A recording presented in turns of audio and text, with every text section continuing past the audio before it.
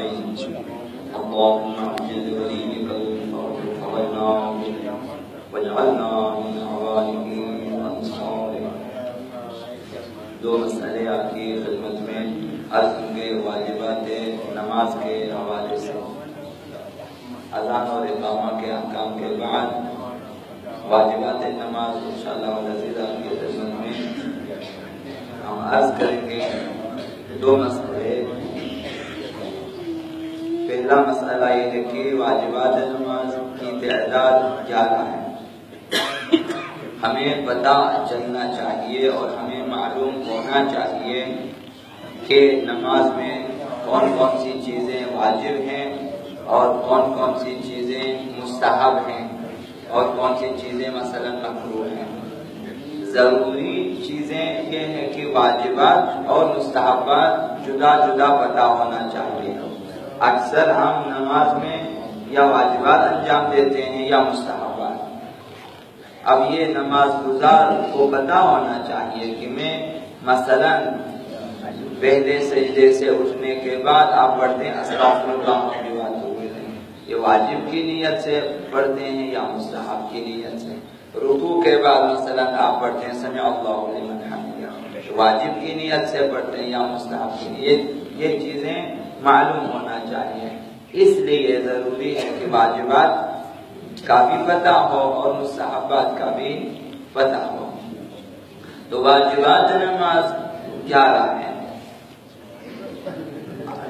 اولا نیت ہے، سب سے پہلے نماز میں جو چیز واجب ہے وہ نیت ہے کہ انسان جس نماز کو انجام دینا ہے اس کی نیت کرے، اس کا ارادہ کرے، قصد کرے کہ میں یہ نماز پڑھوں گا مثلا، اور وہ بھی ادا ہے یا قضا ہے، 4 رکعتی ہے 2 رکعتی ہے، اور جو ہیں واجب ہیں یا جو ہیں مستحب ہے مثلا، اسی طرح ادا ہے یا قضا، یہ معلوم ہونا چاہیے اور کس کے لیے ہم نے بجا لانا ہے، یہ چیزیں نیت میں شامل ہیں۔ دوسری چیز جو ہے نماز میں واجب ہے قیام۔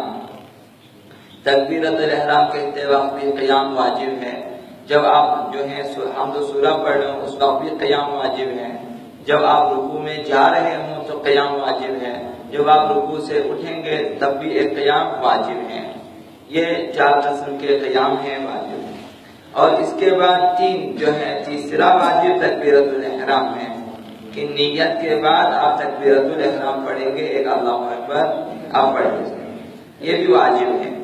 اور چوتھی چیز جو ہے وہ واجبات میں سے رکوع ہے کہ ہر رکعت میں ایک رکوع واجب ہے۔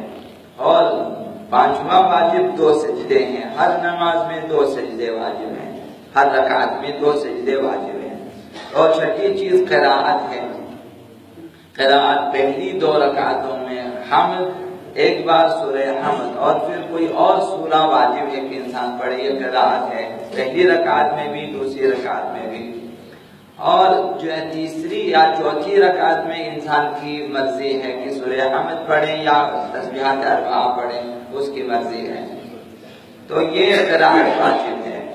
اور اسی 7واں واجب ذکر ہے، ذکر رکوع واجب ہے، ذکر سجود واجب ہے۔ دونوں سجدوں میں ایک ذکر ہونا چاہیے، چاہے آپ 3 دفعہ سبحان اللہ پڑھیں، چاہے آپ سبحان ربی الاعلیٰ پڑھیں، چاہے آپ رکوع میں 3 بار سبحان اللہ پڑھیں یا 1 بار تسبیحات جو ہے سبحان ربی العظیم وبحمدہ یا اس کے برابر اور بھی ذکر، یہ واجب ہے۔ 8واں واجب تشہد ہے کہ جس میں جو ہے توحید کی گواہی ہے اور پیغمبر اسلام کی رسالت اور عبدیت کی گواہی ہے، اس کے بعد ایک صلوات ہوتا ہے۔ اور 9واں واجب سلام ہے، جو کہ آپ کو پتا ہے کہ 3 سلام کے جملے ہیں۔ پہلا سلام جو کہ پیغمبر اسلام کے اوپر السلام علیکم کا، یہ مستحبات میں شامل ہے، یہ اصل واجبات میں شامل نہیں ہے، یہ آخری تشہد کا حصہ ہے، اصل سلام کا حصہ نہیں ہے۔ سلام واجب سلام باقی 2 ہیں، باقی 2 میں سے بھی آپ کے اختیار میں، اگر صرف آخری سلام میں پڑھیں تب بھی کافی ہے۔ تشہد کے بعد آپ کہیں السلام علیکم ورحمۃ اللہ وبرکاتہ، نماز تمام ہو جائے گی۔ اور 10واں واجب جو ہے وہ ترتیب ہے، نماز کو جس ترتیب سے فقہاء نے بیان کیا ہے احکام شرعیہ میں، اسی ترتیب سے بجا لانا ضروری ہے۔ پہلے نیت کریں، پھر تکبیرۃ الاحرام، پھر قراءت، پھر رکوع، پھر سجود، پھر تشہد، پھر سلام، اس طرح سے جس ترتیب سے بیان، ترتیب بھی نماز میں واجب ہے۔ اسی طرح موالات نماز میں 12واں و 11واں واجب موالات ہیں، نماز کے افعال کو پے در پہ انجام دینا، اسی طرح ذکر، اذکار و قراءت کو پے در پہ انجام دینا۔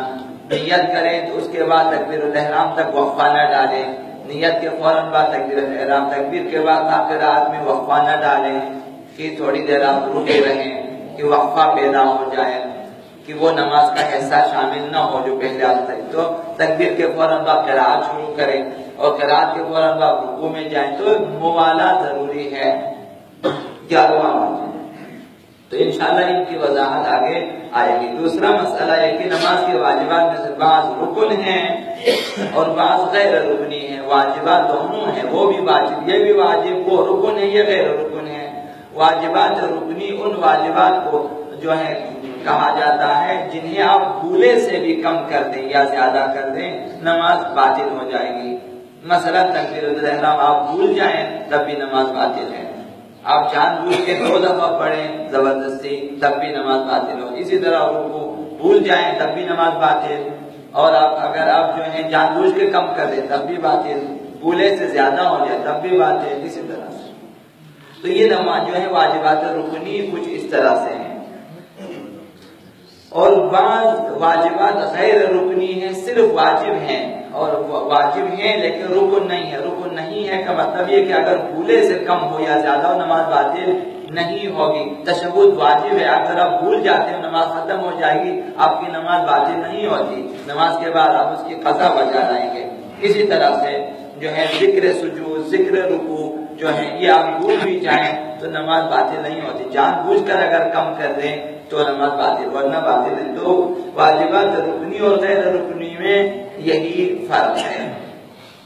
نماز کے جو اب واجبات رکنی ہیں وہ 5 ہیں، نیت واجبات رکنی میں سے ہے، تکبیرۃ الاحرام واجبات رکنی میں سے، قیام متصل برکوع کہ جب آپ رکوع میں جانا چاہیں تو حتماً اول قیام کی حالت میں ہو، قیام سے رکوع میں آ جائیں، یہ قیام واجب ہے، واجب رکنی۔ اسی طرح چوتھا رکن رکوع ہے، ہر رکعت میں ایک رکوع، اور 5واں رکن جو ہے وہ ہر رکعت میں دونوں سجدے مل کر ایک رکوع ہیں۔ انشاءاللہ ان کی تفصیل آ جائے گی۔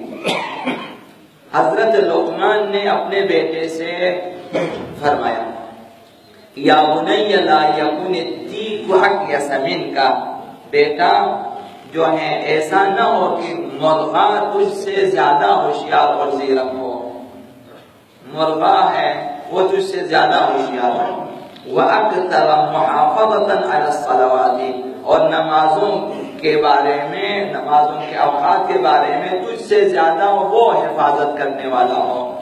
مرغا نمازوں کے اوقات کی زیادہ حفاظت کرے بنسبت مؤمنین کے۔ فرمایا کہ الا تراہ، کیا نہیں دیکھا تو نے مرغے کو عند کل صلاۃ یؤذن لها، ہر نماز کے وقت مرغا اذان دے دیتا ہے، مرغا اوقات نماز کی حفاظت کرتا ہے اور وہ اذان دے دیتا ہے۔ وبالاسحار یعلن بصوته، اور سحر کے اوقات میں بھی مرغا اذان دے دیتا ہے، وہ شور کرتا ہے اور لوگوں کو آگاہ کر دیتا ہے کہ سحر ہو چکی ہے۔ وَأَنْتَ نَائِمٌ، در حالے کہ تو اس وقت سویا ہوا ہوتا ہے۔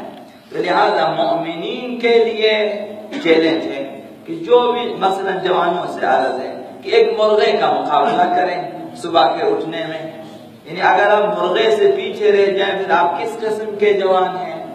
یعنی مرغا ہر صبح اذان کے وقت بلکہ اذان سے پہلے، پتہ ہے ہمیں کہ مرغا حتیٰ نماز شب کے اوقات میں اذان دے دیتا ہے، کہ اذان جو ہے سحر سے کافی دیر پہلے بھی اس کی اذان ہوتی ہے، وہ پھر 4-5 مرتبہ جو ہے اذان دینے کے بعد پھر وہ خاموش ہو جاتا ہے، پھر سحر کے وقت پھر مرغا اذان دینا شروع کر دیتا ہے۔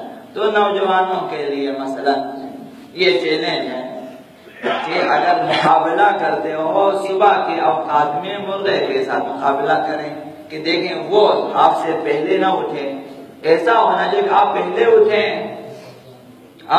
اٹھیں اور مرغا بعد میں اذان دے، تب آپ جیت جائیں گے۔ اگر مرغا اذان دے کے اس کے بعد اگر آپ اٹھیں پھر آپ ہار گئے.